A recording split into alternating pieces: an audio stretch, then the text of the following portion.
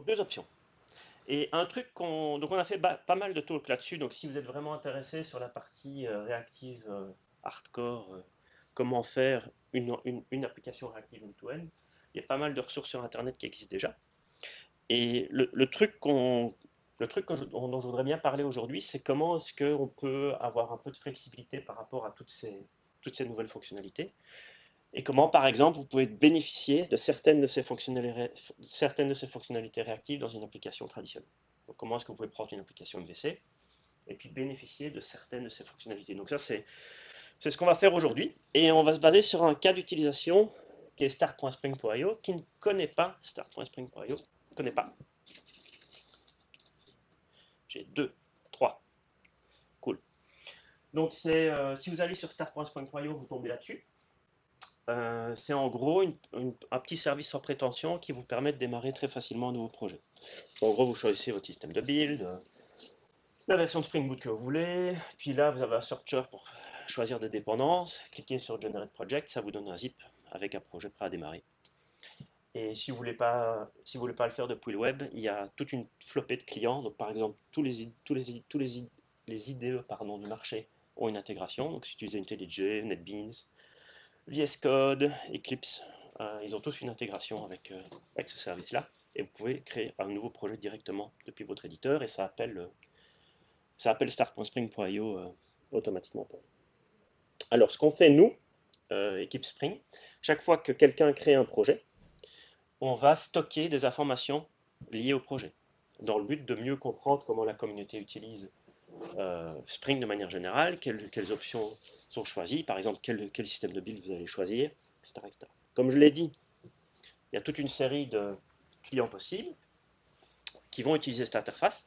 Donc ça veut dire que une fois qu'on crée un nouveau projet, quel que soit le client, on va stocker des informations liées au projet. Et ce qu'on va faire aujourd'hui, enfin il est déjà fait mais on va le faire évoluer, on va travailler sur un dashboard. Donc imaginons que maintenant vous voulez un peu monitorer comment tout ça fonctionne. On aimerait bien montrer en fait des graphes de génération ou des informations liées en fait à la création de projet. Et on va travailler sur cette application. Pour le but de la démo de cette application dashboard, elle va nécessiter de travailler avec trois services différents. C'est là où vraiment le cœur de la présentation va se trouver. Le nombre de projets générés, évidemment, ça c'est le premier service. Il y a un service d'événement, parce qu'on voudrait bien voir si quelque chose s'est passé pendant cette semaine-là, et afficher une petite information. Et puis on voudrait bien voir les gens qui trichent un peu avec le service et qui commencent à en abuser. Et donc demander, donne-moi les IP qui ont utilisé fortement le service. Et puis parce qu'on n'aime pas voir des IP parce que c'est moche, on a un service de lookup qui, en donnant une IP, vous renvoie le nom de domaine et comme ça vous pouvez aller espionner pour voir qui par hasard, quelle société sera en train d'abuser du service. Et pour cette IP lookup, dans le cas de cette IP lookup, on va voir qu'on a deux variantes. Pour le cas d'exemple, on a une variante gratuite qui parfois est un peu lente et déconne un peu. Et on a une version payante qui marche très bien, mais on n'a pas envie de payer. Et donc on va voir quelles sont les stratégies qu'on peut mettre en place pour utiliser ça de manière optimale.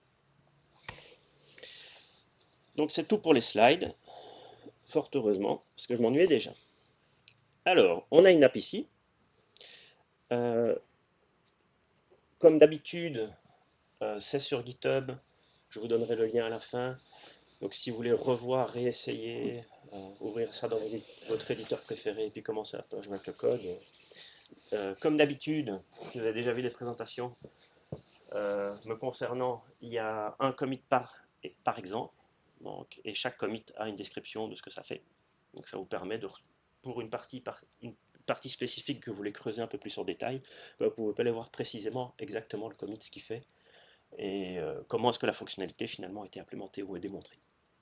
Donc les applications tournent, donc les trois services en question. Donc l'idée c'est que ces trois services quelque part, ça vous est imposé, vous devez gérer ça. Dans le cas de cette démo, on a un générateur ici qui tourne sur le port 8081 et qui va fournir ces trois services. Donc par exemple, si je demande les statistiques, vous voyez ici, hein, pour 8081, statistiques et un range de date, ben ça va me vomir du JSON avec des nombres de projets générés par génération de Spring Boot. Même chose, j'ai un service d'événements qui va me donner des événements. Donc il y a quelque chose aujourd'hui, et puis votre système de communication préféré qui est tombé, et donc on va voir qu'il va se passer des trucs bizarres quand ça arrive. Et puis ça c'est complètement généré aléatoirement, c'est juste une liste de 10 IP qui ont soi-disant abusé du système, et donc on va composer ça pour afficher une nouvelle. Donc j'ai mon application, mon dashboard existe déjà. Je suis un admin. Et ça montre un joli truc comme ça. Ok. Bon, tout ça c'est juste accessoire, c'est pour montrer des trucs jolis, pour ne pas que vous vous ennuyiez, mais tout ça on s'en fout en fait. Ce qui nous intéresse c'est qu'est-ce qu'on va faire au niveau du backend. Donc ça vous montre un joli graphe. Donc en gros, qu'est-ce qui se passe pour charger cette page? C'est ça qui est intéressant. Donc, au niveau du backend, il y a 3 appels. Il y a un appel pour récupérer les données du graphe. Il y a un appel pour voir si éventuellement il y a des événements et qu'on puisse dessiner les événements côté client. Et il y a un appel pour récupérer les adresses IP et un appel par IP pour récupérer le nom effectif. Vous voyez comme le système de résolution est extrêmement intéressant. Je suis particulièrement fier, c'est moi qui ai pensé à ça. Je suis très fier de ça. Donc vous imaginez, imaginons que ce genre de mécanisme vous est imposé parce que l'API que vous devez utiliser, c'est comme ça, c'est notre équipe qui s'en occupe ou un autre organisme. Donc vous devez construire un dashboard qui fait ça. Et aujourd'hui, si on regarde, donc c'est une application qui tourne avec 2.1. Si on regarde un petit peu comment est-ce que tout ça fonctionne, juste pour vous mettre dans un cas d'utilisation que vous connaissez, on a un client qui va faire les différents appels en utilisant REST-Template. Vous connaissez tous, j'en suis sûr, qui est l'API historique dans Spring pour effectuer des appels distants, HTTP. Donc on voit qu'on a 3 méthodes gentilles là, avec les URL dont je parlais. Et puis on a un service qui est le cœur finalement de ce sur quoi on va travailler aujourd'hui. Où en gros on a un appel pour les statistiques, et puis une fois que ça s'est fait, on a un appel pour les événements, puis une fois que ça s'est fait, on a un appel pour les top IPs, on va se retrouver avec choper une liste, et puis une fois qu'on a une liste, on fait semblant d'être malin en utilisant un parallel stream pour choper le nom pour chaque IP.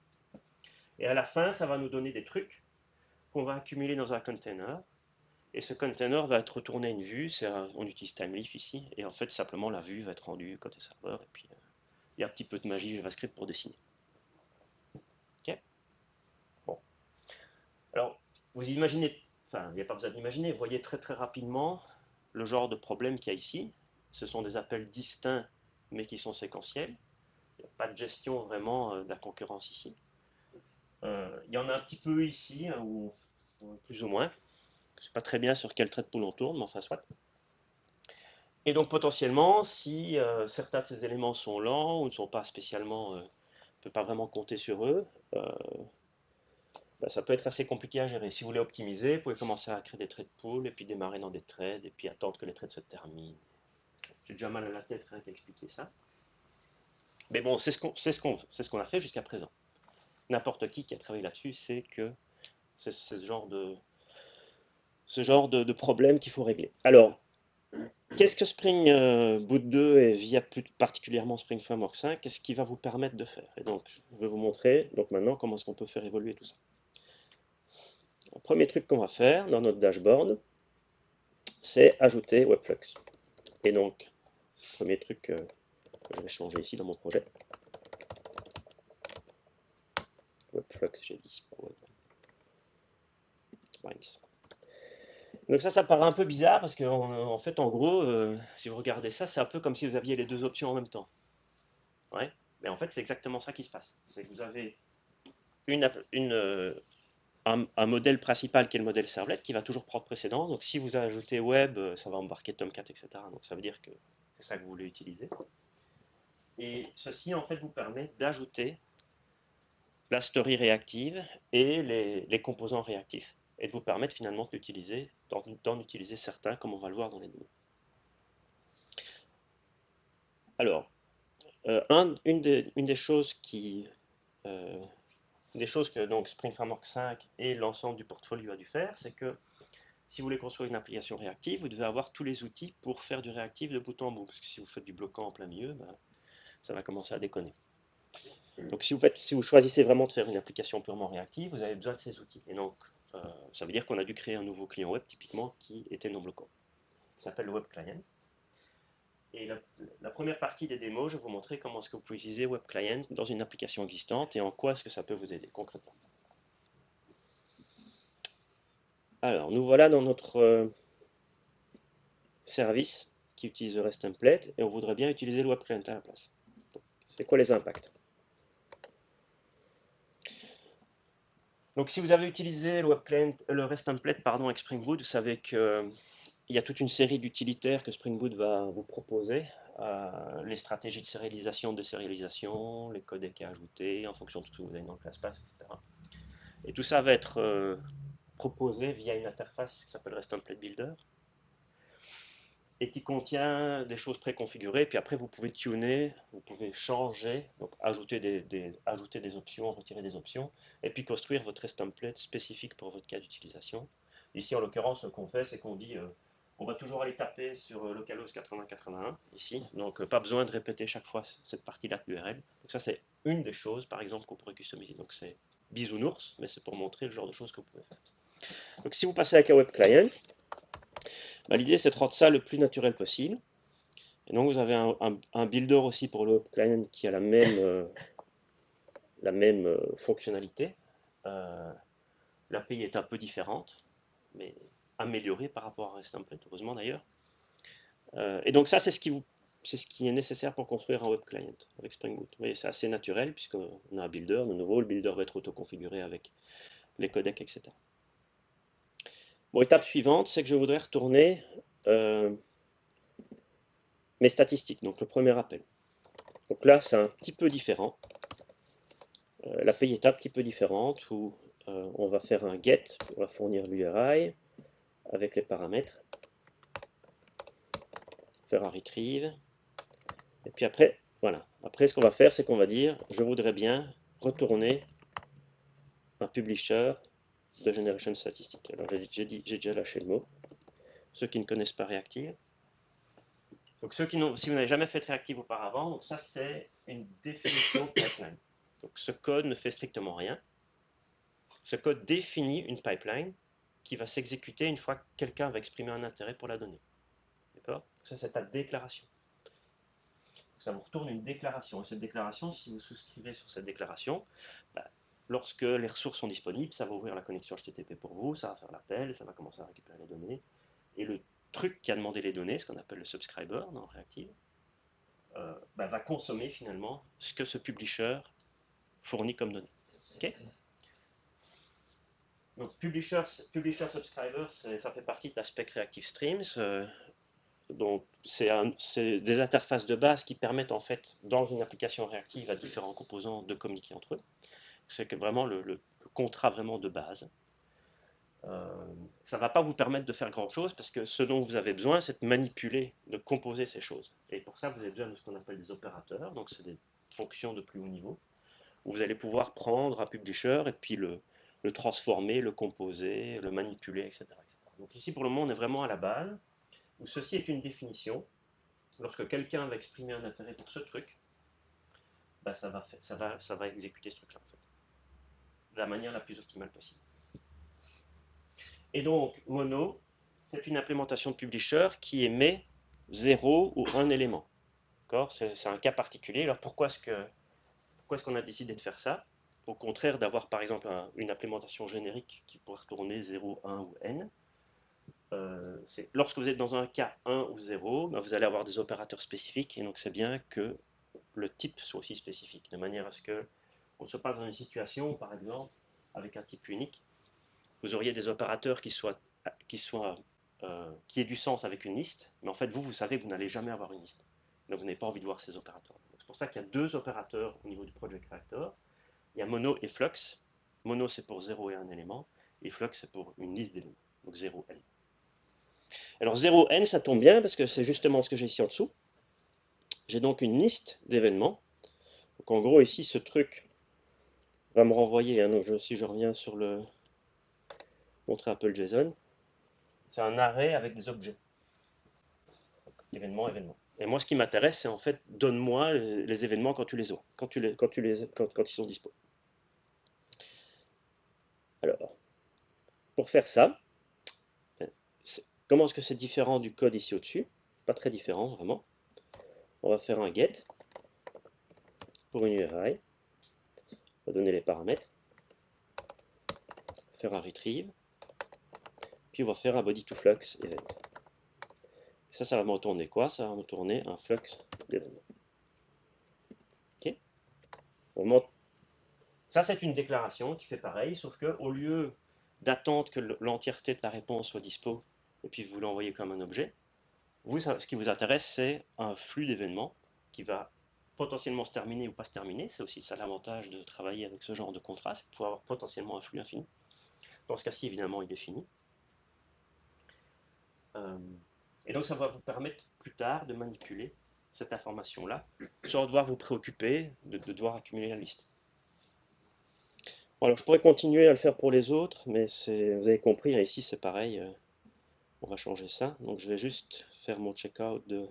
Juste une question, Ouais. le parsing du flux, il est continu ou il le fait au fur et à mesure et puis il les met dès qu'il a assez de données? Alors Si attends, c'est plus clair. laisse-moi juste terminer ceci parce que j'ai fait un checkout et je voulais faire un force checkout, il n'a pas voulu. Pourquoi est-ce que tu n'as pas voulu? Dégage. Beans. Donc ta question c'est. C'est si on utilise un flux, est-ce que quand il fait le parsing du JSON, il le fait par petits morceaux, puis il le fait optimiser quand il reçoit les données tout de suite, ou bien Ben, ça stream, oui ouais, évidemment. le S'il devait stream, accumuler toute la liste, ça perdrait complètement l'effet. c'est la question. Ouais. Donc oui. Et donc l'idée c'est qu'au niveau de Jackson, si on se rend compte qu'il y a un arrêt et puis que dedans il y a des objets, on se rend compte qu'on va être capable de pouvoir streamer ça. Mm. Et donc on va appeler Jackson potentiellement élément par élément en fonction de ce que. Donc si le serveur est lent par exemple, donc il est en train d'écrire Mm. ce body complet, hein, le service distance sur 80-81. Imagine qu'il soit lent et que voilà, problème réseau ou que sais-je. Toi, tu n'es pas impacté par ça. Parce que si c'est lent, il ne se passera rien. Et quand la donnée arrivera, éventuellement, il y a un élément suivant qui sera transcrit. C'est le cas évidemment du flux infini. Si tu as un flux infini, par exemple, tu as des données boursières live, on édite simplement le cours de bourse tel qu'il est, et on n'arrête pas d'envoyer des événements, on n'accumule pas la liste. Quoi. Mm. Quand elle arrive, on envoie. Alors, voilà mon web client qui a été modifié. Donc, j'ai juste changé la, le code ici en dessous. Et donc, au niveau de mon service, il y a un changement, du coup, qui n'est pas très très intéressant. C'est vraiment c'est vraiment la première étape. C'est j'ai des blocs dans tous mes appels ici.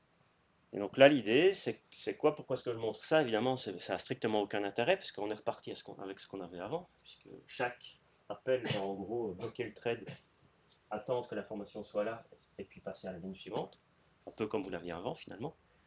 Mais vous voyez déjà un intérêt d'un point de vue API, c'est que maintenant, un appel qui potentiellement est à latence, ou un appel qui potentiellement fait appel au réseau, est explicite au niveau API. Vous avez un type dédié. Donc avant le static line fetch machin chose, si vous ne regardiez pas l'implémentation, vous ne pouviez pas vraiment savoir que ça faisait des appels distants. Maintenant, vous voyez que potentiellement, il y a quelque chose qui est lié à la latence qui est impacté par cet appel de méthode. Donc oui, il faut peut-être que je retourne dans mon app pour montrer qu'elle fonctionne toujours. Et elle ne fonctionne pas. Pourquoi est-ce qu'elle ne fonctionne pas? Parce que ça a planté à cause de mon checkout, je parie. En effet. Ah oui, mais non. C'est parce que j'ai changé le ClassPass, évidemment. Oups. Donc du coup, je vais mettre ma reload ici, histoire que ça change automatiquement. Donc voilà, mon app est toujours là. Ok? Pas de surprise. Maintenant, on va essayer de faire un truc un peu plus malin avec ça. Et donc, comment faire un truc un peu plus malin avec ça? Mais on va commencer à ne plus bloquer et de simplement prendre les définitions de flux. Donc, ici, vous voyez par exemple, je ne retourne pas un flux d'événements, mais un mono d'une liste, avec l'opérateur collectList ici. Pourquoi est-ce que je fais ça? Parce que ce code-là, ici, n'est pas du tout intéressé de streamer les événements. Il sait que c'est une liste finie. Il veut la liste parce qu'il veut la passer au container. Donc, il s'en fout en fait qu'il y ait un truc streamé. Il veut juste dire, une fois que tu as accumulé les objets, une fois que tu as accumulé les événements et que tu as la liste, bah, appelle-moi avec la liste. Comment est-ce qu'on fait ça? Sur base d'un flux, avec un opérateur qui s'appelle collectList, tout simplement. Et alors, ce qu'il nous faut maintenant, c'est... Sur un flux d'événements qui devrait arriver, on n'aurait jamais la fin. Ben, ça dépend si ton flux est fini ou non. Et si tu Si- appelles collectlist s'il est avec, pas- si t'appelles collectlist avec un flux infini, ça va planter. Ok. Ça va planter avec un style buffer. Tu es en train de consommer trop de mémoire. Par défaut, on va accepter autant d'éléments. Il n'y a rien qui est en train de purger cette liste. Cette liste est en train de s'accumuler en mémoire, donc ça va planter à un moment donné, quoi. Donc là, j'ai pas du tout vraiment l'opportunité d'expliquer tout ce que Project Reactor peut faire. Ce n'est pas le but de la présentation. Le but de la présentation, c'est de vous donner une idée comment est-ce que vous pouvez prendre votre application existante, servlet, et commencer à jouer avec des aspects réactifs. Et donc c'est pour ça que c'est assez light en termes d'explication sur ce que Reactive fait effectivement. Mais il y a plein de ressources qui expliquent vraiment. Alors, mais bon, là tu es déjà en train de poser une question, flux infini, tu es déjà en train de poser une question plutôt sur l'option de utiliser Spring Web Flux, c'est uniquement ça. Alors je suis intéressé par aussi la liste des IP avec le nom résolu. On va appeler top IPs. Et je vais créer une méthode pour ça.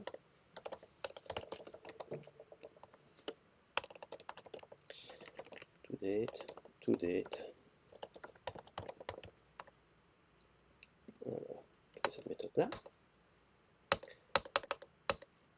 Du coup, c'est pas un objet. Pourquoi est-ce qu'il ne m'a pas mis? Ok, donc, qu'est-ce que je veux faire ici? Je veux faire un appel pour récupérer la liste des IP. Ça va me donner un flux d'IP. Je veux la transformer cette liste pour récupérer le nom, pas l'IP, parce que c'est pas ça dont j'ai besoin. Et je veux retourner à un flux de cette information-là. Okay. Et alors on voit que j'ai de nouveau utilisé le collectList ici pour transformer ce flux en un mono de la liste du type. Alors pour démarrer, ben, je fais simplement ici, je viens ici, je vais utiliser ce truc-là. Ça va être mon départ. Donc là, ça va me donner un flux des IP. Et ce que je veux faire, c'est que pour chacun de ces flux, potentiellement refaire une autre requête. Ouais. C'est ça la différence entre map et flatmap.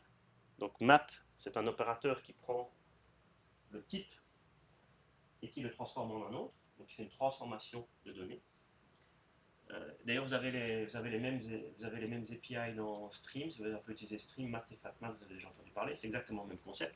Flatmap, l'idée, c'est de, au lieu de vous retrouver en fait avec un mono de mono, l'idée c'est d'aplatir tout ça et de faire les subscriptions individuelles. Donc ça, en fait, ce que ça va faire potentiellement, c'est que s'il y a assez de threads au niveau disponible pour votre client HTTP, ben, ça va potentiellement faire ces appels-là en parallèle.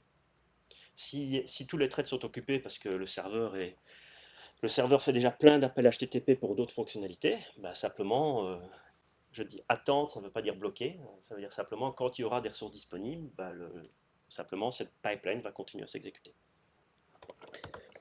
Donc j'ai une description. Et qu'est-ce que je veux faire sur base de cette description? Ben, je veux simplement appeler mon lookup.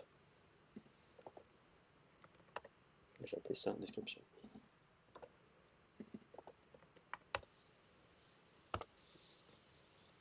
Voilà. Donc j'ai mes trois éléments. Rappel, ça ne fait rien. C'est des descriptions de pipeline. Ça ne fait rien encore. Quelle est l'étape suivante? L'étape suivante, c'est de dire ces trois trucs individuels pour mon application. Je m'en contrefiche comment est-ce que tu les récupères. J'en ai besoin à un moment donné. Si tu veux le faire en parallèle, si tu as les ressources, tu vas faire en parallèle. Si tu dois attendre, tu dois attendre. Mais débrouille-toi avec les ressources disponibles sur le serveur. Et alors, comment est-ce que vous pouvez faire ça? Ben, simplement, il y a un opérateur dans Reactor qui s'appelle zip. Et zip, vous pouvez lui donner une liste de flux, une liste de publishers, pardon. Donc, generation stats, events, top IPs. Et en gros, ça va vous appeler lorsque ces 3 flux-là ont été résolus.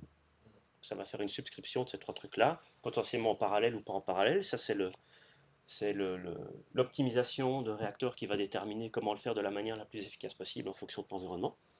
Donc ça va vous donner un tuple. Qu'est-ce que je fais quand j'ai mon tuple? En gros, je vais commencer à ajouter. Là, je retombe sur mes pieds, en fait, avec les informations. Donc, le premier, c'est donc les statistiques. Hein. Alors, les événements, ils sont dans le deuxième. Donc, c'est T1, T2, T3 correspondent en fait aux paramètres qu'on a passés dans le zip. Ouais. Et alors, pour les top IPs, c'est ici, top clients. Top clients, bah, c'est simplement le T3. Puis, je retourne mon builder.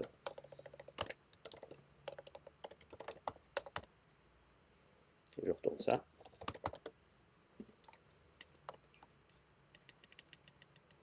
Tout ça, je peux virer parce que c'est le vieux code.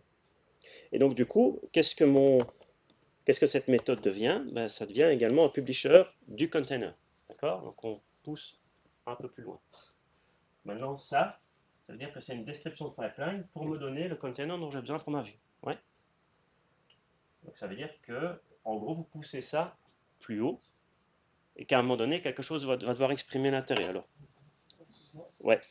On était en train de faire un petit aparté là sur le fait que tu utilises tuple et puis va chercher le premier membre, le deuxième membre, le troisième membre. Ouais. Tu vas en parler après sur pourquoi on est obligé de faire ça et comment on pourrait rendre ça plus explicite. Comment rendre quoi plus explicite? Le fait va me chercher Toto plutôt que va me chercher le premier membre du tuple. Par contre.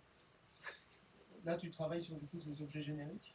Tu dis juste j'ai un tuple avec 2 éléments, puis je vais prendre le deuxième. Sans avoir possibilité, alors que j'imagine que dans ton flux JSON, il y a pas possible. En fait, les T1, T2, T3 correspondent à ceci. C'est juste un moyen de récupérer le truc résolu, c'est tout. Donc tu zip 3 publishers. Tu zip un publisher de statistiques, un publisher d'événements et un publisher de top IPs. Et tu laisses Project Reactor gérer ces ressources quand quelqu'un va exprimer un intérêt. Donc quand quelqu'un va souscrire à ce truc, ça veut dire qu'il faut déclencher en fait la résolution de ces différents publishers. Et qu'est-ce que ça fait tout en bas? C'est que ça va commencer à démarrer les connexions HTTP vers le serveur distant. Okay? Bon. L'opérateur zip, tu peux lui donner autant, il y a une limite évidemment, hein. Tu peux lui donner une série de publishers et lui, le job de zip, c'est de dire ok, ces trucs-là sont indépendants et quand c'est résolu, je dois passer à un méthodement un objet qui contient le truc résolu. Ouais, t'as pas d'autre choix que de donner dans un truc complètement générique. Mais qu'est-ce que tu voudrais faire d'autre? Bah rien, je me rends compte. Non, mais je crois qu'il y a une version différente. Quand il n'y a que 2 trucs, on peut mettre une fonction. Oui, voilà, c'est ça. Donc il y a des optimisations. Donc si vous n'en avez qu'un, bah, vous allez récupérer un, ça n'a pas de sens évidemment. Et puis alors si tu utilises un langage comme Kotlin par exemple, bah, il y a des extensions qui te permettent de faire des trucs plus malins. Ouais, sinon, tu es obligé de faire un map de ABC et puis récupérer derrière ABC. Ouais. Mais ça, c'est la limitation de Java en fait. Hein. Tu as quelque chose à gauche que tu dois récupérer à droite. Et que une manière de faire, ce serait alors de créer une classe qui correspond au truc généré. C'est quoi l'intérêt? Puisque ce que tu veux, en fait, c'est simplement récupérer ça, ça et ça. Et c'est ce que les différents accesseurs sur le tuple en fait font. Donc si tu ajoutais encore un subscriber supplémentaire ici pour machin, bah, tu aurais un tuple.get qui correspond à ton quatrième argument. C'est quoi la limite juste? Je crois que c'est 9. Je crois que c'est 9 ou 12 ou c'est un truc complètement abscon. Je crois que c'est quand Stéphane en a eu marre en fait de créer des méthodes, il s'est dit maintenant on arrête. C'est plus ou moins comme ça que ça s'est fait. Il faudra lui demander. Donc du coup, je suis ici dans mon contrôleur, donc vraiment au niveau le plus haut, où je suis en train de créer mon modèle. Si vous avez fait du MVC, tout ça c'est familier à fond pour vous. Hein. Vous avez un appel de requête avec un modèle. On fout des trucs dans une map, puis on le passe à un moteur de rendu. Le moteur de rendu, il se promène dans la map pour choper les infos. Ouais. C'est pas Alien, ça vous parle?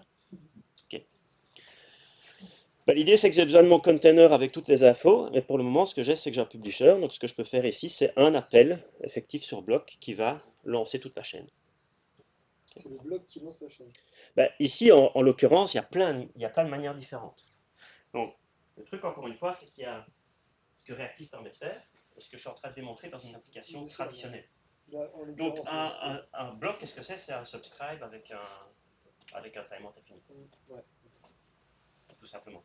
Et là, si tu n'avais pas mis ça, entre guillemets, tu n'aurais rien qui sort. Si tu ne mets pas ça, ça va planter parce qu'en gros, ce qu'on va mettre dans le container, c'est un truc qui est censé Voilà, donner la le donnée. stat, il sait, Et puis Timeleaf, il va dire, bon, c'est quoi ce truc? le Y a- bloc, c'est le robinet. Quoi, C'est ça, c'est ça.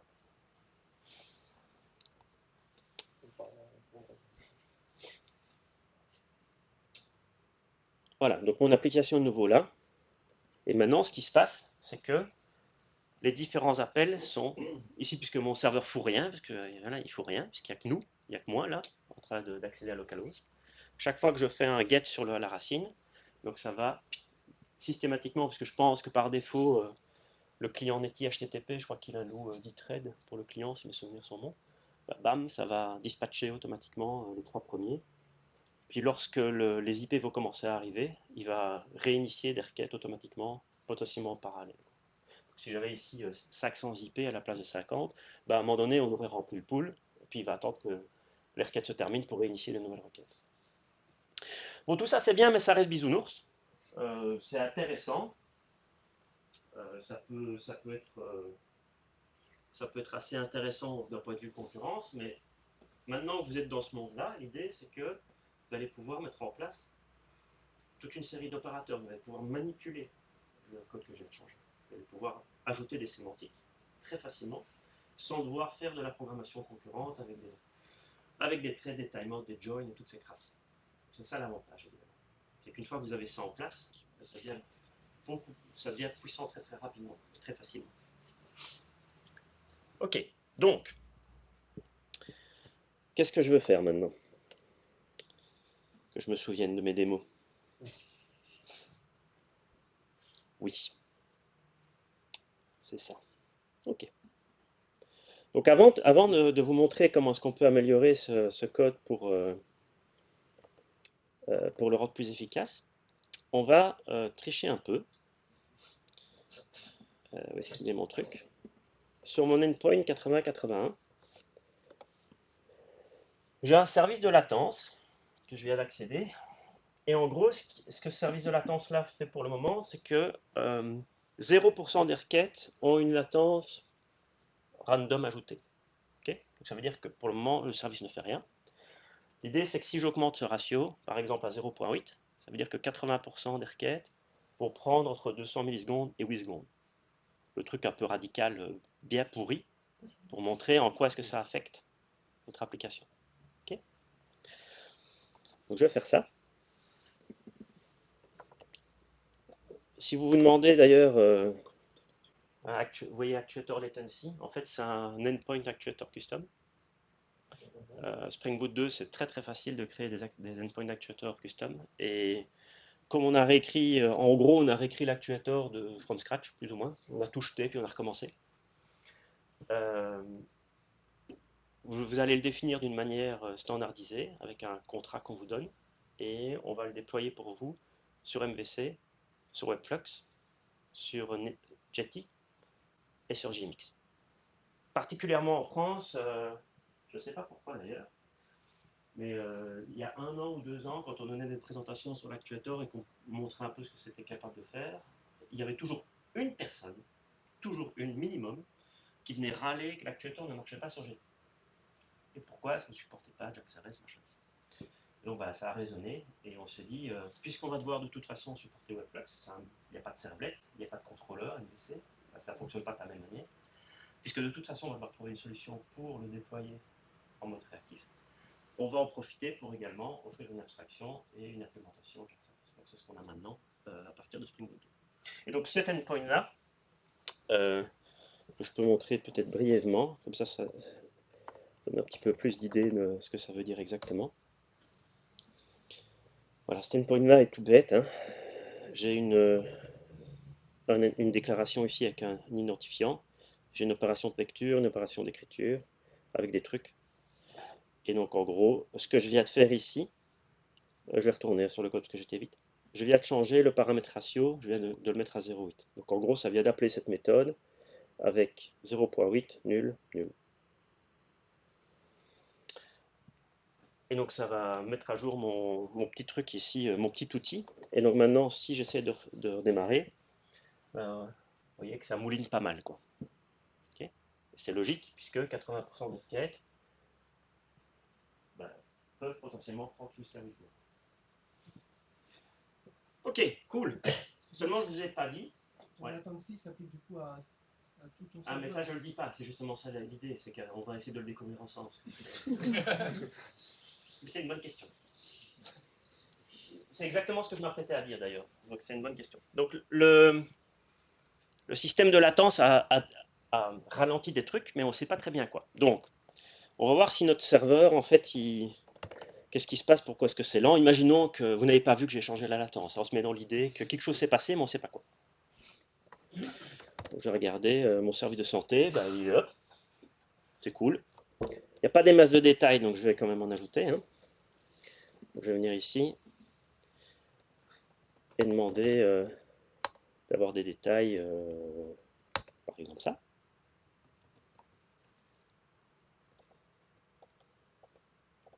Voilà. Mon reverse lookup, il est up. J'ai assez d'espace disque. Tout va bien. Je ne comprends pas. Tout va bien. C'est lent, tout va bien. Donc, le message ici, c'est que qu'est-ce qu'on peut faire, qu'est-ce que vous pouvez mettre en place dans cette application pour finalement comprendre les impacts de performance ou pour comprendre ce qui est lent. Donc, c'est une deuxième partie de la présentation. On a vu brièvement comment utiliser le web client et ce que ça pouvait amener dans un premier temps. Maintenant, ce qu'on va faire, c'est qu'on va commencer un peu à jouer avec le système de métrique dans Spring Boot 2 et voir en quoi est-ce que ça peut vous aider à monitorer une application. Alors, à Genève, j'aime bien les bâcher parce qu'ils sont pas là. Il n'y a personne de Genève ici? Personne qui est de là? Ah oui, si, je te reconnais. Merde. Non, j'étais pas. C'était conseiller là ou je sais pas quand. Ouais, mais je t'ai déjà vu quelque part. Hein. Bah peut-être, mais pas au jus à Genève. D'accord, donc tu n'étais pas là, c'est parfait. Merde, c'est chez Non, j'ai dit un truc méchant sur la bande. Donc, qu'est-ce que je voulais dire, moi? Oui, donc j'ai demandé qui connaît Micrometer et Prometheus. Puis on avait, voilà. Et vous êtes, il y a quand même plus de mains ici. Et puis quelqu'un a dit oui, mais les développeurs ils s'en foutent des métriques. C'est juste. C'est juste. Mais je vais quand même vous le montrer. Donc, si vous avez déjà créé des applications à 15.5, vous savez qu'on avait, enfin, vous savez potentiellement qu'on avait un contrat métrique avec un système de compteur, un système de gauge. Vous pouviez incrémenter un compteur ou donner une valeur, et puis à une métrique, vous pouvez donner un nom à cette métrique, et puis on pouvait l'exporter pour vous vers JMX et d'autres systèmes. C'est un petit contrat bien gentil, mais qui était quand même pas super évolué. Et parallèlement à ça, on a une équipe chez nous qui a commencé à travailler sur un projet qui s'appelle Micrometer. Tu connais Micrometer? Un peu plus que ceux qui connaissaient Prometheus, c'est intéressant. Donc Micrometer, l'idée, c'est la manière dont ils se définissent, c'est un peu comme SLF4j, mais pour les métriques. Donc, vous connaissez tous SLF4j, ça vous donne une petite interface de log, puis derrière vous tapez une implémentation, et puis il y a des logs qui sortent. Et vous pouvez changer d'implémentation de log un peu comme vous voulez. L'idée de Micrometer, c'est pareil, c'est que vous avez un contrat de base qui vous permet de définir des métriques, de définir une sémantique pour ces métriques, et puis de changer leur valeur. Et puis derrière, Micrometer a une implémentation pour toute une série de systèmes de monitoring, et donc vous en choisissez un. Datadog, Prometheus, Microsoft machin chouette. Et puis lui va s'occuper d'envoyer vos métriques vers le système en question. Okay. Alors on va faire ça. Donc on va utiliser Prometheus dans un premier temps. Alors comment est-ce que je fais pour utiliser Prometheus? C'est assez simple. Donc il y a une registry à ajouter. Ce que je fais ici. Et alors je vais ajouter un truc supplémentaire que je vais expliquer après. Bam. Pourquoi est-ce que je fais ça, moi? Je mélange mes démons. Je crois que c'est ça, je suis plus sûr. Donc une fois que j'ajoute la registry, ben en fait, système habituel avec Spring Boot, un nouveau composant dans le class pass, donc ça veut dire que c'est un signal fort de votre part que vous voulez utiliser ce truc. On va donc détecter que vous voulez exporter vers Prometheus, et donc on va mettre en place une infrastructure qui permet de faire ça. Alors Prometheus est un peu particulier par rapport à la majorité des autres systèmes de monitoring. La majorité des systèmes de monitoring sont basés sur le push. Bon, en gros, l'application pousse les métriques vers le système. Prometheus est différent. Prometheus, lui, il vous appelle, donc il scrape, il vous appelle vous, et vous êtes censé exposer un endpoint avec son format à lui. Et chaque fois qu'il vous appelle, vous êtes censé donner les métriques. Donc ça a l'air un peu barbant. La bonne nouvelle pour vous, c'est que vous ne devez pas le faire, puisque lorsque vous ajoutez ce registre, un endpoint Prometheus va être automatiquement déployé, comme un endpoint actuator. Bon, alors, tout ça c'est cool. J'ai Prometheus ici. Je monte mon fichier de scrapping, pardon. Donc j'ai, où est-ce qu'il est? Ici. J'ai donc deux apps. J'ai mon générateur, parce que j'aime bien mettre des métriques sur mon générateur, mais on ne va pas regarder à ça, mais bon, peu importe. Et mon application principale. Et voilà le endpoint que Prometheus doit appeler, et doit l'appeler toutes les 5 secondes. Donc si vous lancez Prometheus dans un répertoire, par défaut, il va chercher un Prometheus YAML, et il va charger sa config en fonction de ça. Alors vous voyez déjà qu'il râle ici, parce qu'il dit j'arrive pas à scraper ton machin, là, j'ai une erreur. Et en fait, l'erreur, c'est quoi? C'est une erreur de sécurité. Puisque vous avez vu que j'ai dû me loguer en tant qu'admin au début. Et en fait, Prometheus n'a pas accès puisqu'il n'est pas logué. Et donc, en gros, ça plante. Et je veux changer ça. À dessein pour vous montrer nouvelle config de sécurité dans Spring Boot 2 si vous n'avez pas encore vu. Qui est vachement mieux que celle d'un 5. Possible de faire pire, je suis pas sûr. Donc l'idée, c'est au lieu d'avoir les trucs un peu dans des endroits différents, ce qu'on a voulu faire dans Spring Boot 2, c'est que votre config de sécurité soit à un seul endroit et de vous fournir les outils pour que vous puissiez définir les contrats de sécurité qui sont spécifiques aux composants Spring Boot. Donc par exemple, vous êtes deviné, hein, heureusement l'API est suffisamment claire au niveau méthode que pour comprendre ce que ça fait. Donc ici, ça dit que pour l'endpoint de santé et l'endpoint d'info, tout le monde peut accéder. Tous les autres endpoints, vous devez avoir ce rôle-là. Et si vous voulez accéder aux static resources, tout le monde peut y accéder. Donc l'idée de permettre l'accès aux static resources, c'est si vous avez une page de login qui a besoin d'un peu de CSS et d'un peu d'une image, bah, il faut qu'elle puisse y accéder. Donc il y a moyen de changer ça si ça ne vous plaît pas, si vous voulez segmenter et que certaines parties de vos ressources statiques soient sécurisées, bah, vous pouvez le faire d'une manière classique avec Spring Security. Donc du coup, mon endpoint de scrapping, là, il n'y est pas. Donc ce que je vais faire, parce que c'est une démo que je fais néant, je vais juste ajouter l'endpoint de scrap ici. Et donc l'erreur devrait commencer à disparaître. Ouais. Alors ça me permet aussi, qui ne connaît pas DevTools ici? Ça fait 20 000 sujets, mais juste pour essayer. Personne n'a jamais entendu parler de DevTools. Je ne parle pas du DevTools de Chrome, je parle de celui de Spring Boot. Qui ne connaît pas? Okay. Cool, c'est intéressant.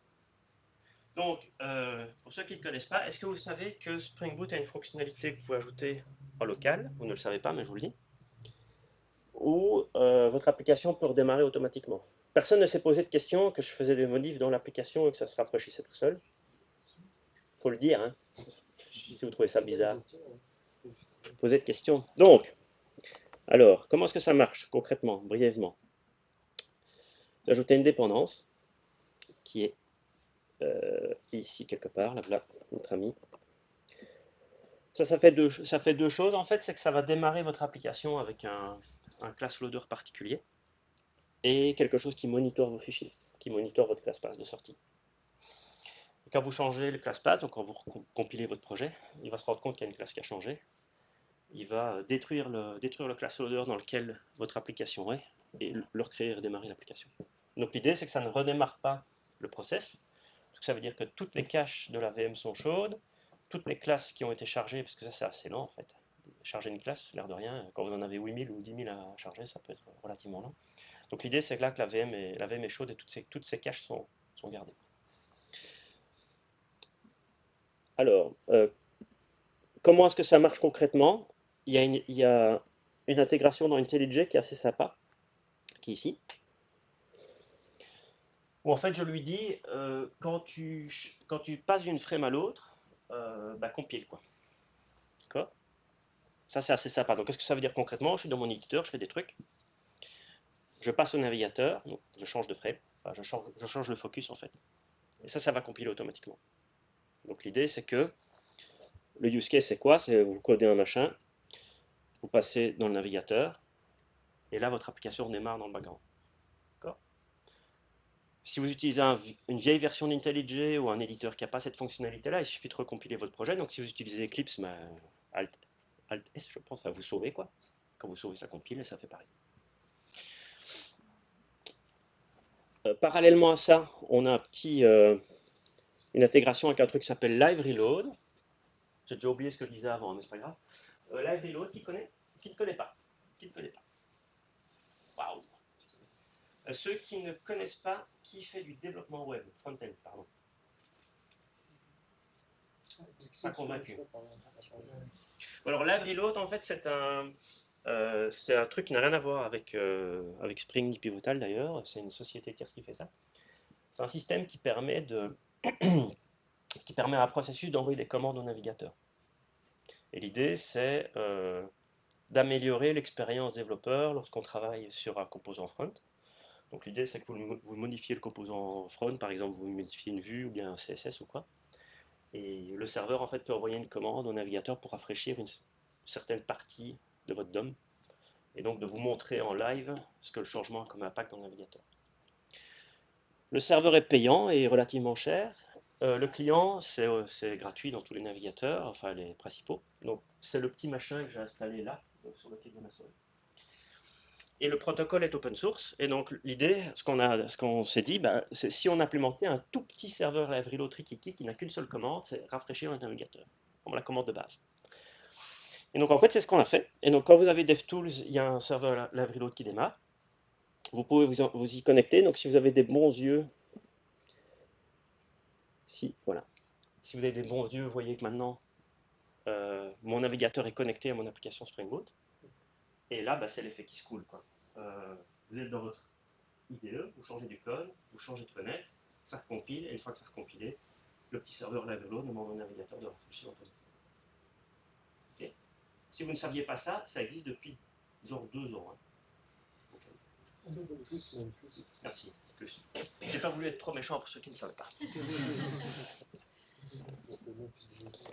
Donc du coup, je sais plus ce que je disais. Est-ce qu'il a arrêté de râler, lui? Elle est où la date? Il a l'air de peu râler. Ok, cool.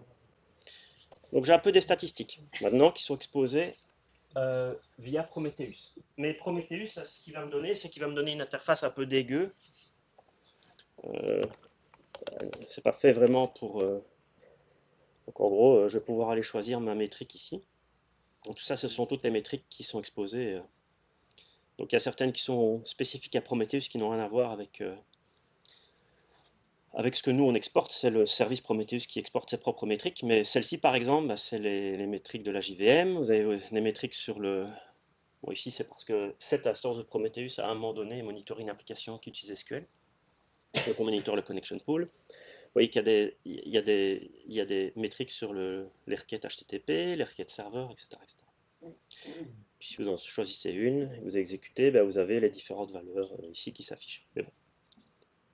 On ne peut pas montrer tout ça. Et donc il y a un autre outil que je voulais vous montrer, qui s'appelle Grafana. Qui connaît? Je ne connais pas Prometheus, mais tout le monde connaît Grafana, d'accord, ok. Bon, bah ok, je peux y aller en vitesse alors. Donc j'allais ici. Donc vous connaissez Grafana, donc vous savez qu'il a un système de dashboard partagé. Si vous allez sur grafana.com, vous cherchez Micrometer ou Spring Boot, j'oublie, vous allez avoir une série de dashboards, il y en a 3-4, dont celui-ci. Donc vous pouvez exporter dans votre propre instance Grafana. Et ça, c'est ce que vous avez out of the box, donc c'est le dashboard qui est proposé. Maintenant, si vous connaissez Grafana, parce que c'est le cas de la majorité d'entre vous, vous savez tout ça. Mais bon, l'idée, c'est quoi? C'est que j'ai ajouté une dépendance à mon app. J'ai fait le fainéant de ne pas configurer la sécurité, mais ne faites pas ça, évidemment, faites le truc intelligent. Et puis, votre application va commencer à automatiquement exporter des métriques vers Prometheus que vous pouvez lire via Grafana. Donc voilà, il y a plein de trucs marrants, blablabla. Bla. Et donc, j'en arrive à ma petite clé de config là, que j'ai mise ici. L'idée de ce dashboard, c'est que ce dashboard s'attend à ce qu'il y ait un tag qui s'appelle application qui identifie l'application. D'accord? Parce que Prometheus, ce qu'il peut faire, c'est qu'il peut scraper 200 applications et potentiellement, je sais pas moi, 1000 instances en fonction du nombre d'instances que vous avez par application. Donc il n'y a pas un rapport 1 à 1. Donc l'idée, c'est que vous puissiez déterminer parmi toutes les métriques celles qui correspondent au machin que vous voulez monitorer. Donc le dashboard ici, il utilise simplement une convention d'avoir un tag qui s'appelle application. Maintenant, si vous créez votre propre dashboard, vous pouvez créer la convention que vous voulez. Ok, cool. Donc du coup, on en revient à mon application est lente, je ne comprends pas pourquoi. Qu'est-ce que je peux faire? Je peux ajouter une query ici, et je peux lui dire, donne-moi le max pour une application donnée. Donc, je demande de tag. Voilà. Ça me montre des trucs pas très intéressants ici. Donc, ce que je vais faire, c'est que je vais lui demander de formater ça un peu différemment.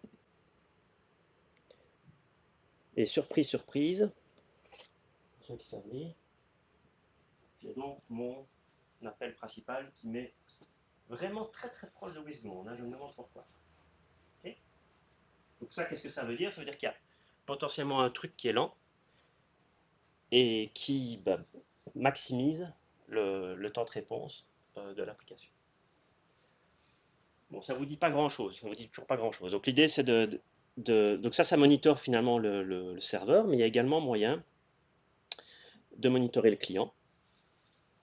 Pourquoi est-ce que j'ai fait ça en fait? Le problème est que j'ai changé mon truc à l'envers. Bon, c'est pas grave. Ça devait s'appeler Initializer Dashboard. Bon, peu importe. Discard. Binds. Voilà. Donc, si je viens ici, donc ça monitore le client cette fois-ci.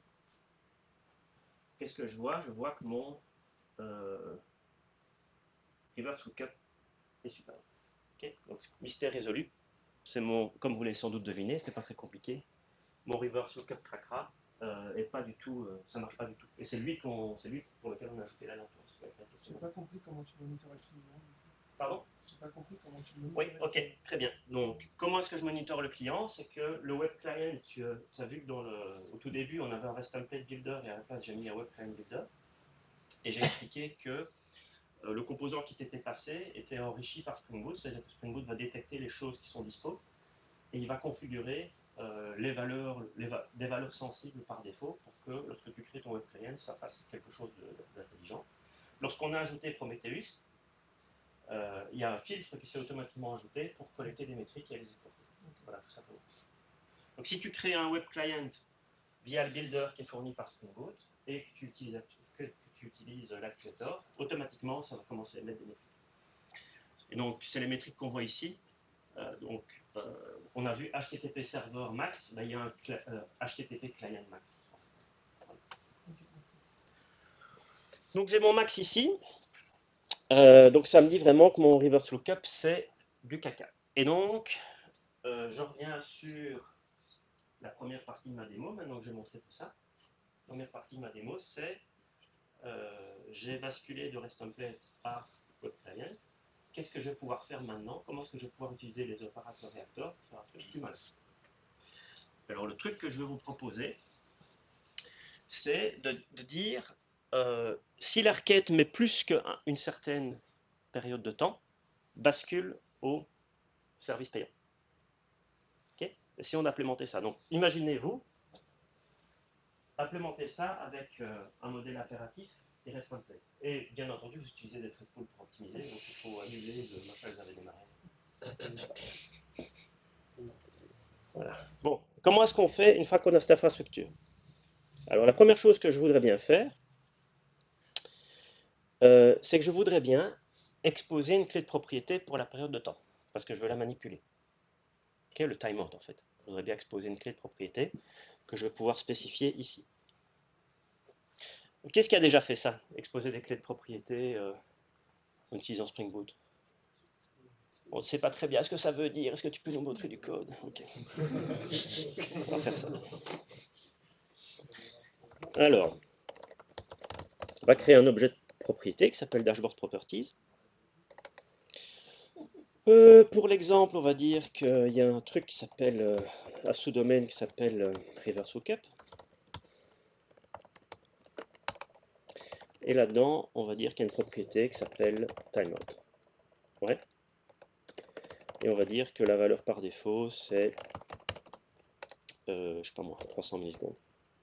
Okay. Donc il nous faut des accesseurs pour ce truc. Create getter and setters. Et il nous faut... Donc je suis en train de créer un modèle objet de mes clés de propriété. D'accord? C'est pour vous montrer une structure. Donc l'idée, c'est de... Je vais y arriver quand j'aurai terminé. Donc mon reverse lookup est là.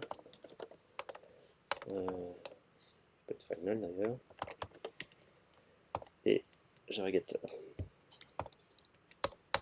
Donc j'ai une structure de propriété maintenant pour mon dashboard avec un sous-namespace qui s'appelle reverse lookup. Et dans ce sous-namespace, il y a une propriété qui s'appelle timeout. Okay. Pourquoi est-ce que j'ai une propriété qui s'appelle timeout? Parce que c'est une propriété Java Bean. J'ai un getter et un setter pour ça. Okay. Le truc, comment est-ce que vous pouvez demander à Spring Boot de regarder dans l'environnement et de faire un truc malin, c'est de transformer cet objet-là en ce qu'on appelle un configuration properties. Et lui donner un préfixe. Okay. Donc ça, en gros, ça définit un bin que vous allez pouvoir injecter. Et si on trouve dans l'environnement une clé qui s'appelle dashboard.reverseLookup.timeout, on va appeler le setter en question, automatiquement pour vous. L'objet que vous allez pouvoir manipuler si vous changez la clé de config quelque part, de la même manière que vous le faites pour les clés Spring Boot, d'ailleurs, soit dit en passant. Donc c'est exactement pareil que ce que vous utilisez dans Spring Boot aujourd'hui. Donc vous pouvez la passer comme une propriété système, vous pouvez la passer comme une variable d'environnement, vous pouvez la passer en ligne de commande, vous pouvez la passer dans votre application Spring Boot hardcodée si vous voulez une valeur par défaut, etc. etc. C'est la valeur par défaut, là, typiquement, de HTML. La valeur par défaut pour le moment c'est 300 millisecondes. Donc si tu ne fais rien, l'idée en fait c'est, Ouais, tu marrant, regardes le code, si tu ne fais rien, le setter ne va pas être appelé, donc le champ va avoir cette valeur-là, c'est simplement. marrant parce que j'ai fait exactement ça aujourd'hui avec un truc qui s'appelle timeout. Et justement, la valeur par défaut, je voulais savoir si c'était comme ça qu'on l'a déclaré. C'est comme ça qu'il faut la déclarer, mais on va y revenir avec la petite bannière rouge ici, on va essayer de rendre ça un peu plus intelligent. Bon, le truc c'est que ça fait toujours rien, sauf en Spring Boot 2.2, c'est automatique, mais bon bref, pour le moment vous devez un petit peu, il y a un petit peu de peine supplémentaire, où on active le processing de cette classe de cette manière-là. Donc là on demande à Spring Boot, cet objet-là, crée un bin automatiquement pour moi, et puis gère les valeurs de l'environnement. Donc maintenant c'est un bin, vous voyez que l'erreur a disparu ici. Et ce que je peux faire, c'est que je peux aller dans mon service, et ce dont j'ai besoin, c'est du timeout. En fait, c'est la seule chose qui m'intéresse. Et ce que je vais utiliser pour récupérer le timeout, donc c'est ça le truc qui est intéressant, évidemment, c'est que d'un point de vue code, travailler avec une représentation. Travailler avec un objet typé. Donc vous en foutez de savoir comment est-ce que cet objet va être initialisé. Le consumer de ça, il a une représentation de la config, il ne sait pas comment est-ce que ça marche. Puis derrière, c'est vous dans l'implémentation qui déterminez comment est-ce que les trucs sont mappés. J'ai un timeout, c'est cool, mais ça ne me dit toujours rien. Donc, je suis ici. Qu'est-ce que je peux faire? Donc on a déterminé que c'est ce truc-là qui est lent, potentiellement. Comment est-ce qu'on peut faire pour régler ça? Alors, on a un opérateur timeout, dans lequel on passe le timeout. Et si le timeout est atteint, une stratégie de fallback.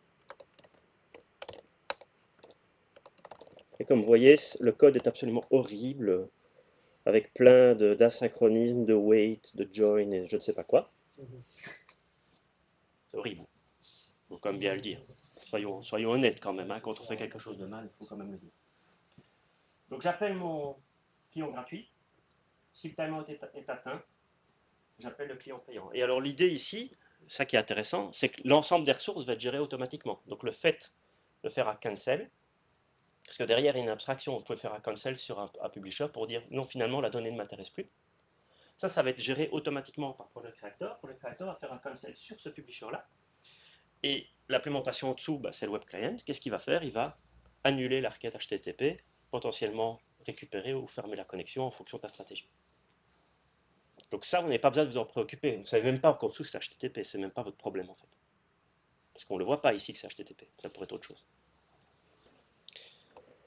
Donc si je retourne dans mon app,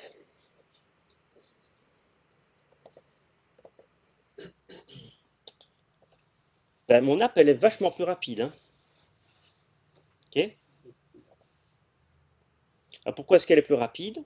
Ben, simplement, c'est que dès que le générateur de latence est au-delà de 300 millisecondes, bam, on coupe et on passe au service payant. Et le service payant, il est super rapide, il répond directement, il n'est pas affecté par cette latence. Il n'y a plus qu'à payer. Il n'y a plus qu'à payer. Il n'y a plus qu'à payer. Mais alors maintenant, qu'est-ce qu'on va faire? Pourquoi pas payer avec Spring? Qu'est-ce qu'on va faire? C'est qu'on peut aussi commencer à monitorer des trucs malins, du style montre-moi la différence entre le payant et le gratuit. C'est très facile à faire. Puisque ce que vous pouvez faire, c'est que vous pouvez créer un graphe qui vous donne les appels HTTP vers le client gratuit, les appels HTTP vers le client payant, et puis c'est corrélé. Vous allez voir que si on commence à chipoter avec la notion de timeout, à un moment donné, ben, le client gratuit va reprendre le dessus. Donc il y a moyen vraiment de monitorer et de faire des trucs assez intelligents. Alors pourquoi est-ce que ça tombe tout d'un coup? Bah, parce que le trafic, il n'y a pas de trafic qui est fait, donc c'est live. Quoi. Là, il n'y a plus de trafic sur l'instant, donc on est parti à zéro. Ok, donc on parlait justement de manipuler cette information. Donc je vais la configurer ici. Ce serait tellement bien si l'éditeur pouvait me suggérer les clés. Tellement, tellement bien. Qui sait qu'on peut faire ça? On peut faire tout pareil. Il y a une personne dans le fond qui ose dire oui, deux. La job leader et l'heureux gagnant ici. Vous ne savez pas ça. C'est super. Alors, je vais vous montrer ça.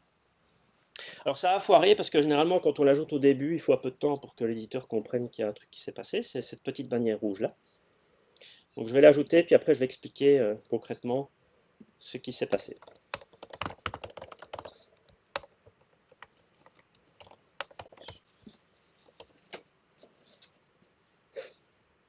Alors, c'est là où il faut un peu de temps pour qu'il décide de voir le fichier. Donc ce que je suis en train de faire, c'est juste parce que je l'ai ajouté pour la première fois. Une fois que c'est ajouté, ça va tout seul.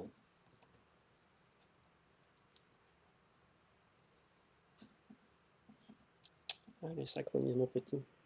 Voilà. Donc, qu'est-ce que j'avais dit, dashboard? Oups.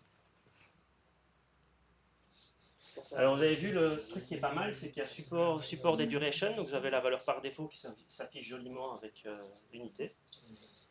Donc, si vous aviez fait duration of seconds 3, la valeur par défaut aurait été 3s.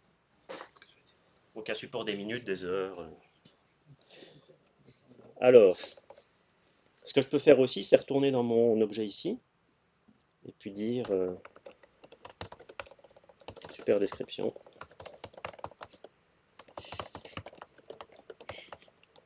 Un truc comme ça. Si je reviens ici, ben, j'ai ma description qui s'ajoute. Okay, c'est ça l'expérience. Une fois que vous l'avez mis en place, vous compilez, le truc se met en route, le met à jour, et l'éditeur le prend. Alors, c'est quoi cette magie noire? En fait, la réponse, c'est que ce que je viens de faire, c'est exactement ce que nous, au niveau du projet Spring Boot, faisons. Voilà. Ça va être plus compliqué, c'est-à-dire qu'il y a une infrastructure, cette infrastructure est ouverte, réutilisable. Simplement, je l'ai utilisée dans un projet tiers. Il n'y a aucune raison qu'on ne puisse pas le faire. Et donc, ce que j'ai ajouté dans le projet, c'est un annotation processor. Qui sait ce que c'est qu'un annotation processor? Quelques-uns. Donc c'est une interface standard du compilateur que vous pouvez implémenter, et le compilateur va vous appeler lorsqu'il compile le projet et vous donner une opportunité de regarder le code source, potentiellement créer du code supplémentaire. Donc par exemple Lombok Vous ajoutez des annotations, il y a un truc qui est généré derrière, des getters et des setters, bah, ça fonctionne avec un principe d'annotation processor, pareil. Ici, la différence, c'est que notre implémentation, ce qu'elle fait, c'est qu'elle regarde les classes qui ont la notation configuration properties, et puis ils inspectent le code source de cette classe et génèrent ce fichier automatiquement. Et lorsque vous modifiez dans votre éditeur, vous ajoutez quelque chose, vous ajoutez un champ, bien changer la valeur par défaut, vous ajoutez une nouvelle propriété. Le compilateur va compiler votre classe puisque vous l'avez changé, c'est logique. L'annotation processor va être appelé, va mettre à jour le JSON. Et ça, c'est un fichier standard que tous les IDE ont une intégration pour ça. Donc si vous utilisez STS, NetBeans, VS Code, IntelliJ, ça n'a pas d'importance. Tous les quatre ont support de ça.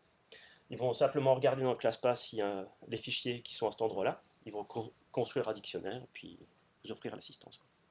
Donc les clés que l'éditeur montre, l'éditeur, à part coder ça à un moment donné, ils ne sont pas en train de regarder toutes les clés pour chaque version de Spring Boot et puis commencer à faire du job de singe. L'idée, c'est que nous, on leur fournit les métadatas et ils consument les métadatas. Et vous pouvez créer les vôtres, comme je viens de le faire à l'instant. Donc du coup, si je fais dashboard Reverse Lookup 100 millisecondes, on va ici.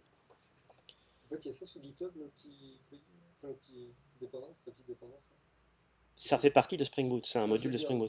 dans le GitHub de l'exemple. Là. Tout ce que je montre est dans GitHub. Okay. Voilà. Ce que je montre, en fait, c'est les commits de ce qui est déjà poussé, déjà dispo.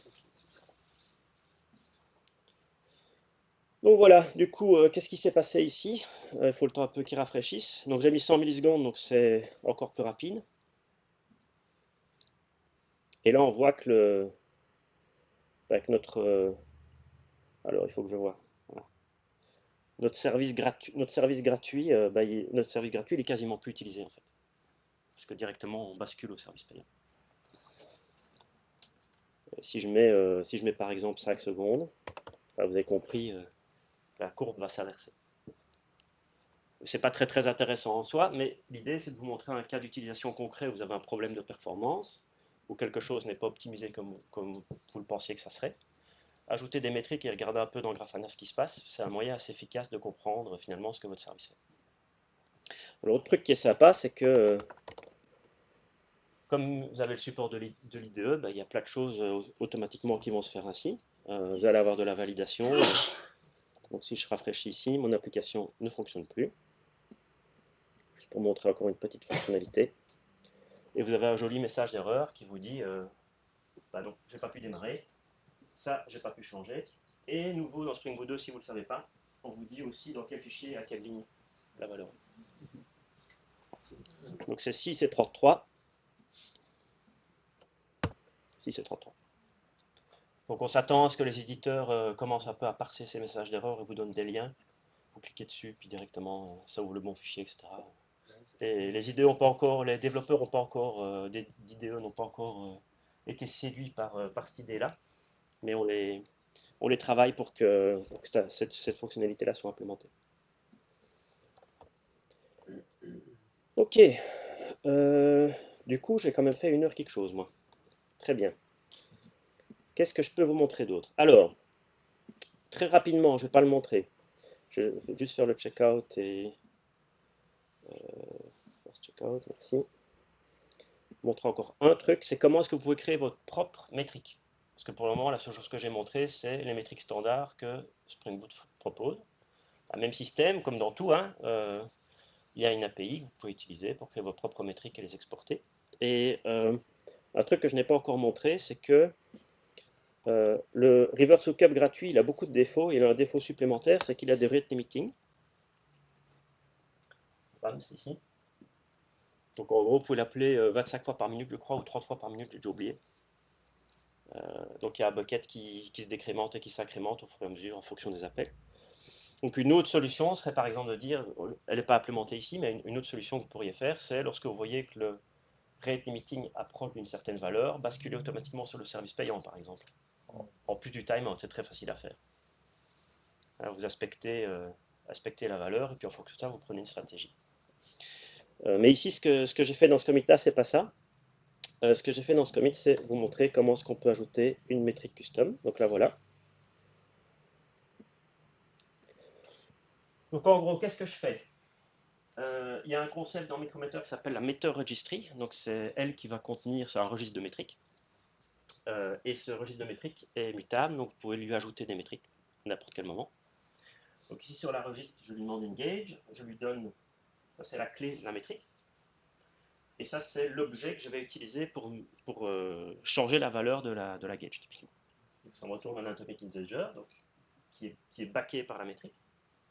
Puis ce que je fais ici, c'est que donc, je suis dans mon client pour le reverse lookup. Ce que je fais, c'est que lorsque je récupère la réponse, je regarde dans les headers s'il y a cette valeur-là. Si la valeur s'y trouve, ben, je vais simplement changer la valeur ici de ma métrique. Comment est-ce que j'enregistre? Donc j'expose ça en un filtre en fait, donc c'est un truc qui va être appelé pour chaque requête. Simplement ici, dans mon builder, avant de créer mon client, j'ajoute un filtre supplémentaire. Donc ça c'est pour vous montrer aussi la flexibilité.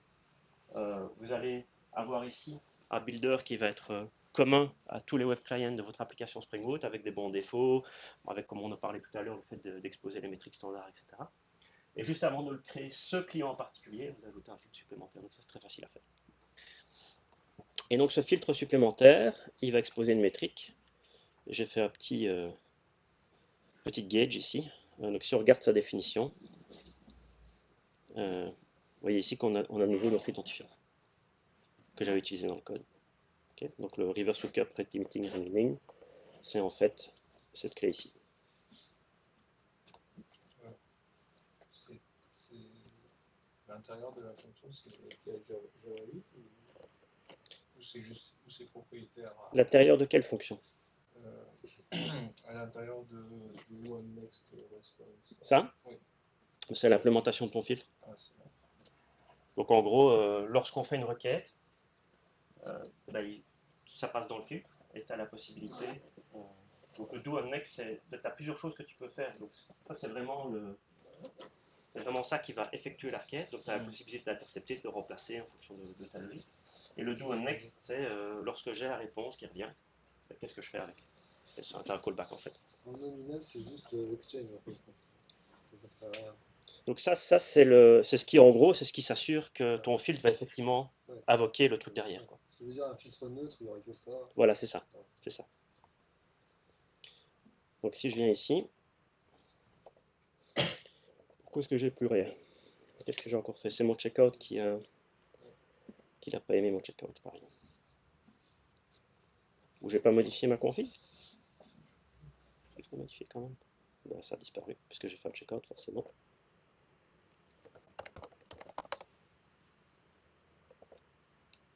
Donc si je viens ici, à un moment donné, voilà.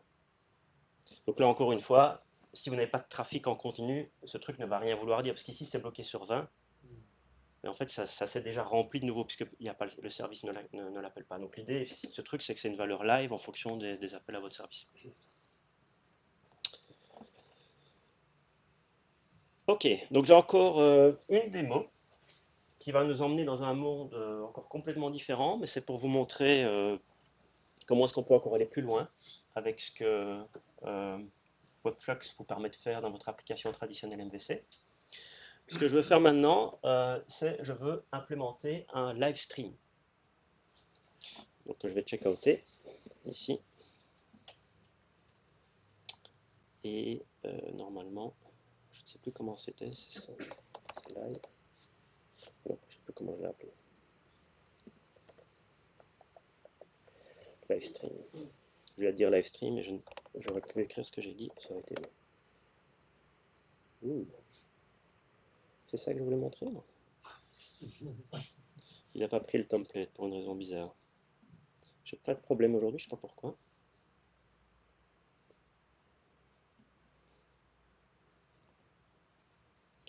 Ça veut dire que ah, mais peut-être que non, en fait. Peut-être que non. C'est moi qui ai mal lu peut-être le commit. Dashboard. Oui. J'ai oublié comment ça marchait. Bon, on va essayer de voir si c'est ça ou pas.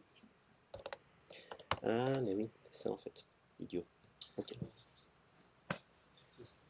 Donc, imaginez maintenant que mon API de statistique, au lieu de, je fais un appel et je lui dis entre telle date et telle date, donne-moi le nombre de projets générés par version de Spring Boot, et c'est ça qui permet de dessiner le joli graphe. Imaginez maintenant qu'il y a une fonctionnalité supplémentaire sur ce serveur, c'est de vous donner, on en parlait tout à l'heure, un flux infini des projets générés. Donc quand on s'y connecte, en gros, chaque fois qu'il y a un projet qui a été généré, donc le générateur a un algorithme un peu concon, toutes les 5 secondes, en fait, il émet un objet avec, dans les 5 dernières secondes, il y a eu autant de projets générés. C'est ce que vous voyez ici. Donc c'est pas très intelligent, mais l'idée c'est, on s'en fout du contenu de la donnée, l'idée c'est l'infrastructure. Okay, c'est ça que je veux essayer de vous montrer. Donc ce que le générateur fait, donc le truc qui est sur le port 8081, qui est aussi une application MVC d'ailleurs, donc c'est pas du Webflux, c'est MVC normal, elle stream du JSON. Okay, donc elle utilise Application JSON Stream comme content type, et en fait, en gros, si vous connectez à ce truc-là, ben ça vous envoie du JSON à l'infini, en fonction des trucs qui ont été créés. Bon, du coup, moi, en tant que dashboard, qu'est-ce que je veux faire?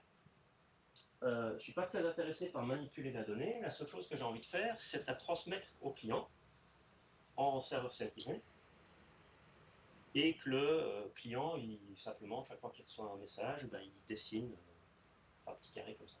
Okay, ça veut dire qu'en gros, mon dashboard est un passe-place, il se connecte en HTTP vers le backend pour consommer le JSON Stream et pour m'envoyer des sessions. Vous pouvez faire ça aussi, si vous voulez, avec une application Spring MVC classique et Webflux dans ClassPass. Alors, comment est-ce que ça fonctionne? Je vais le montrer en plus grand.